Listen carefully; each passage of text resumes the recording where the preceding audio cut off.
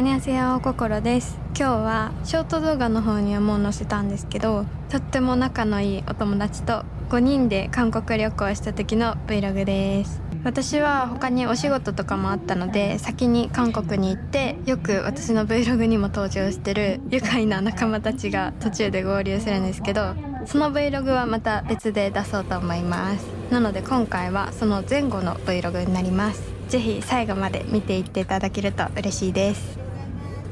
今回は行きの便が11時発のジンエアで、帰りが4時5分発のアシアナだったんですけど、この面白い組み合わせが2万円ちょっとだったので、なかなかいい時期に取れたかなと思います。私個人的にはジンエアだと第2ターミナルに着くので入国審査も混まずにソウル駅まで出れて、帰りはアシアナだと第1ターミナルなんですけど、搭乗口が出国審査の場所からすごい近いので、中に入ってから搭乗口が遠すぎて遅れるっていうこともないので、すごいおすすめの組み合わせでした。航空券を予約するサイトはいつもバラバラなんですけど、こういった組み合わせ、その時期によって安かったりするものがあるので、それを調べるのはいつもスカイスキャナーを使ってます。おすすめの航空券の予約サイトを聞かれることが多いんですけど、私はだいたいそのスカイスキャナーで調べた時に出てくるトリップドットコムか HIS を使うようにしてます。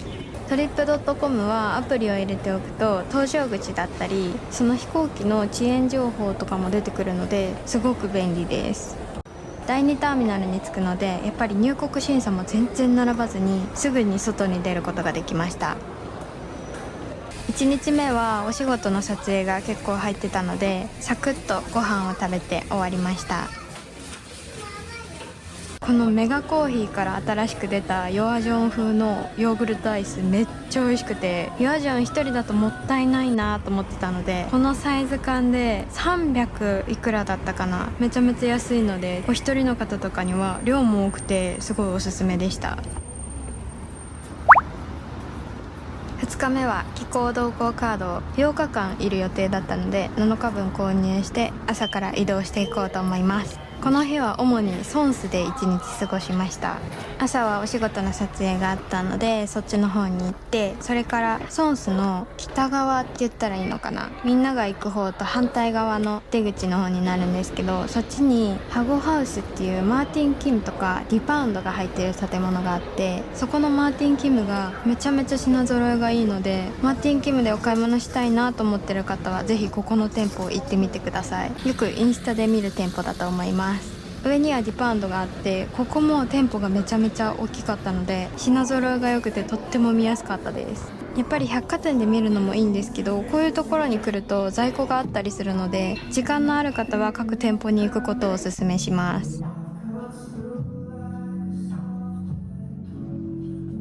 でいつも通りそこからちょっとだけバスに乗って今夜でお買い物をして、ソウルの森駅の方からソンスの方に向かって歩いてきました。このルートが私的にはめっちゃ見やすくて、インディブランドのあるところが入り口になってると思うんですけど、端からお店を一つずつ見て回れるので SM に興味のない方もよかったらソウルの森の方にめっちゃ可愛いカフェがたくさんあるので、ソウルの森の方から歩いてソンスに向かうか、反対のルートから行ってソウルの森の方まで行ってカフェで休憩っていう感じのルートがめちゃめちゃいいんじゃないかなと思います。今回は初めてヌンドンミナリって皆さん多分ご存知だと思うんですけど、めちゃめちゃ有名なミナリユッケのビビンバが食べられるお店に来ました。いつもすっごい並んでてなかなか行くことができなかったんですけど、5時ぐらいだったかな、夕方少し前ぐらいに行ったら 2,3 組しか待ってなかったので、並ばず入りたいなっていう方はそれぐらいの時間帯をおすすめします。ちなみにこれは平日に行きました。私的にはユッケの味付けがめちゃめちゃ美味しかったです。なんか大根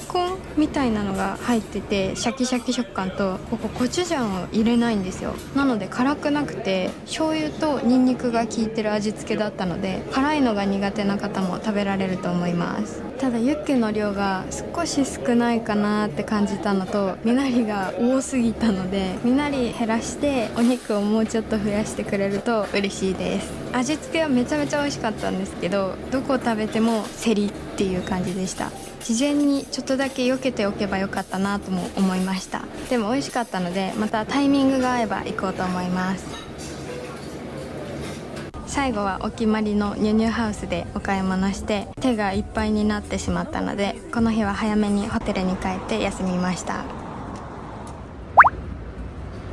3日目は友達4人が来るので、インチョン空港に迎えに行きます。本当は6人のグループなんですけど、1人出張で急遽来れなくなってしまって、5人で旅行することになりました。こっちもまた頑張って編集してるので待っててください。2泊3日の5人での旅行が終了して、その4人のうちの1人が残ってくれて、2人で2日間旅行することになりました。2泊3日でカンナムのエアビを借りてたので、カンナムの方に移動してきました。なんか個人的にカンナムあたりはホテルがめっちゃ高いので、安いホテルに泊まるんだったらエアビの方が綺麗でいいかなと思います。あと大体エアビはキッチンがついてるので、長期滞在の方とかにもおすすめです。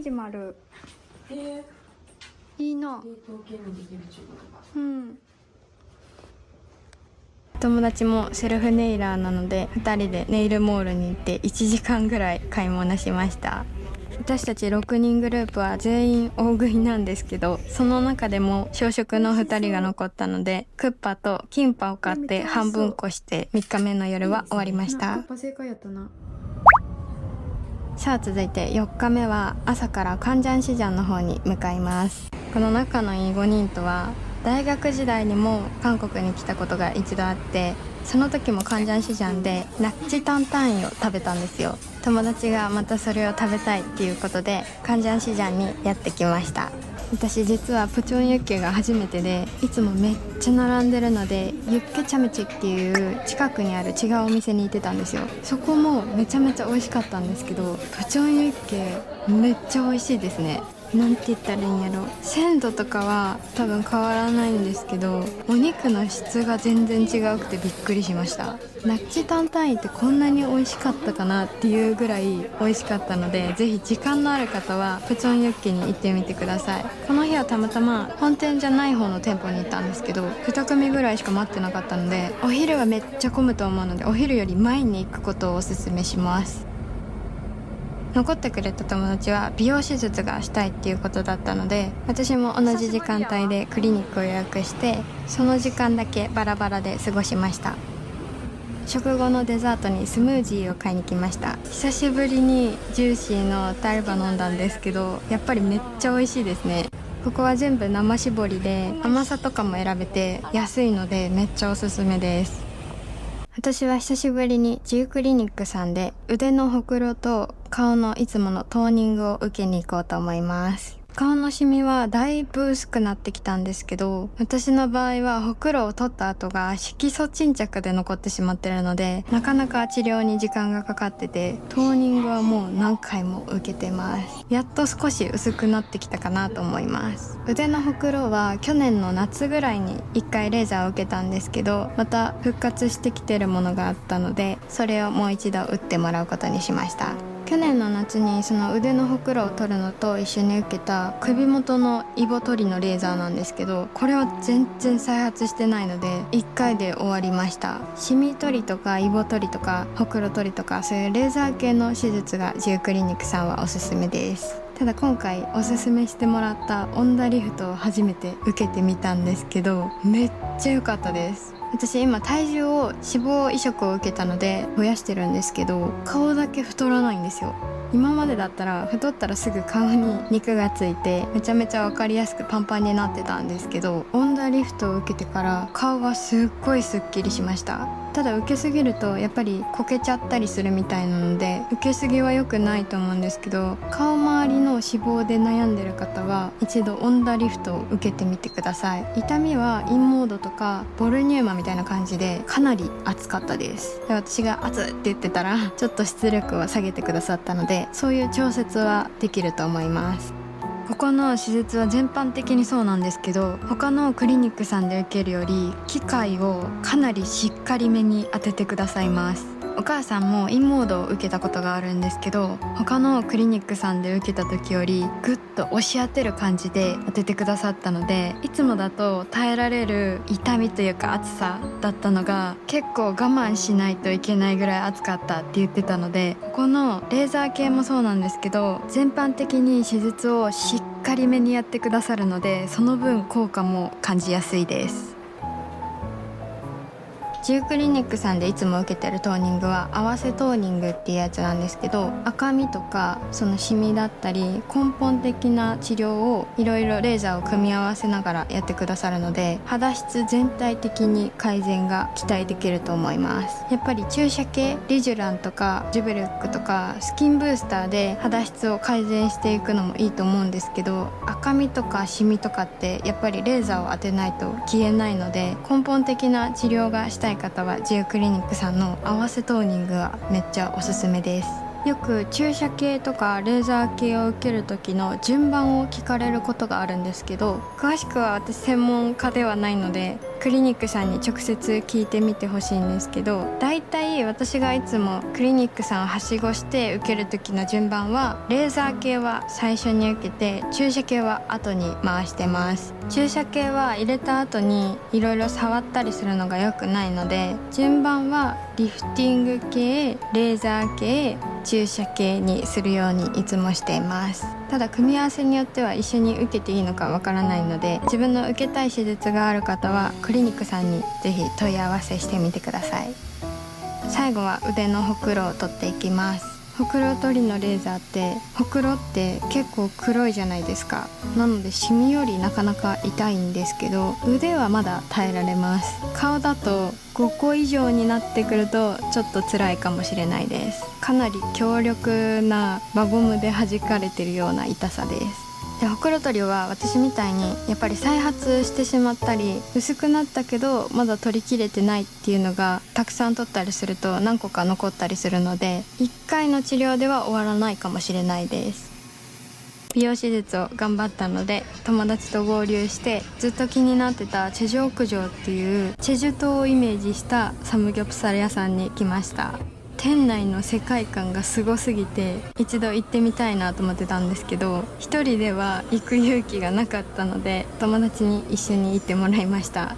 ここお肉の味もそうなんですけど、一緒につけて食べるソースとかがオリジナルで作られててめっちゃ美味しかったです。アンチョビソースだったかな、なんかつけて食べるやつがあって、サムジャンだけじゃなかったのでいろんな食べ方を楽しめました。ここも外国人のお客さんがめっちゃ多くて、私たちが出る頃には並んでたりしたので早めの時間帯に行くことをおすすめします。あとお肉を巻いて食べる用のチーズも頼んだんですけど、それも絶対に頼んでください。めちゃめちゃ美味しかったです。美味しすぎて2人前ペロリだったんですけど、やっぱり焼肉の後はデザートが食べたいなっていうことで最後の最後にヨア城に行きました。やっぱりこの時期イチゴがないんですかね。私食べられるフルーツがめっちゃ限られてるので、イチゴがないとかなり寂しいヨア城になってしまいます。シャインマスカットは絶対入れた方がいいです。美味しかったな。みんなおったらまたなんかちょっと違うな。確かに。最終日は朝から移動します。4時台の便だったので少しだけソウルで遊ぶことができたので、朝からソウル駅に行ってアシアナ航空なので荷物を預けてから遊びに行きました。ソウル駅の事前チェックインは直通列車の利用が必須なので、スケジュールに合わせて利用することをお勧めします。ちなみに同じ考えの方はたくさんいるので、朝行くとかなり混んでて、この日は3、40分待ったと思います。それも考慮した上で朝早くに行くこともお勧めします。多分5時ぐらいから空いてたと思います。天気がで、私たちは最後にお買い物をしたかったのでハンナムドの方に行きました。朝ごはんを食べにまずはアベクシェリかな、読み方が合ってるのかわからないんですけど、気になってたまた塩パン屋さんで朝ごはんを食べます。私の大好きなアーティストベーカリーとやっぱちょっと比べてしまったんですけど、ここの塩パンは一個一個が、アーティストベーカリーもかなり重たい系なんですけど、ここは一つ一つずっしりしてたし、かなり甘かったと思います。1個同じものを食べきれるかなってぐらい甘かったので、お友達と一緒に行くときはシェアするのをおすすめします。ただ塩パン自体はめちゃめちゃ美味しかったのと味も良かったので、今度はプレーンも食べてみようと思います。お店も可愛くて、ハンナムドンのショッピング街の入り口にあるので、よかったら休憩がてらに行ってみてください。せっかくハンナムドンの方に来たので、秋冬のドヨンさんを見に来ました。今回ビジュアルが全部めちゃめちゃ良くて、シティブリーズさんのホームページをずっと見てます。この辺の建物おしゃれで、そんなに高くないブランドが多いので、お洋服を買いたいなって方はこのハンナムドンあたりを散策することをおすすめします。平日のお昼前くらいに行くとかなり空いてて見やすいかなと思います。さあ2時間ぐらいお買い物をしてタイムリミットが迫ってきているので、ソウル駅の方に向かいます。やっぱり直通列車楽ですよね。この時はキャリーバッグも先に事前チェックインで預けてたのでかなり楽でした。ギリギリまで遊びたいなっていう方はカンナムとかソンス方面だとソウル駅から直通列車に乗るのはどうなんだろう、便利なのかな。空港バスに乗った方がいいのかもしれないんですけど、ハンナムドンとかミョンドン、ホンデあたりで過ごす方は直通列車にソウル駅から乗ってもいいかもしれないです。インチョン空港に到着して出国審査はもう事前に済ましてあったので、優先レーンの方に行ってスイスイと中まで入りました。スタバを買って最後に機内食は出るんですけど、なんか食べたいなって言って探してて、ソウルホットクってあるじゃないですか、インチョン空港の有名なホットク屋さん。それがなんと皆さんなくなってました。行こうと思ってた方気をつけてください。ちなみにゴンチャもなくなってました。インチョン空港は特に出国審査後の飲食店とかは店舗がどんどん変わっていくので、行きたいお店がある方は事前に調べておく必要があるかもしれません。さあ少し短いですが、今回はサクッと自分のやりたいことを詰め込んだ韓国旅行の Vlog でした。また大人数で旅行する Vlog を上げるので楽しみに待っててください。それではアンニョン。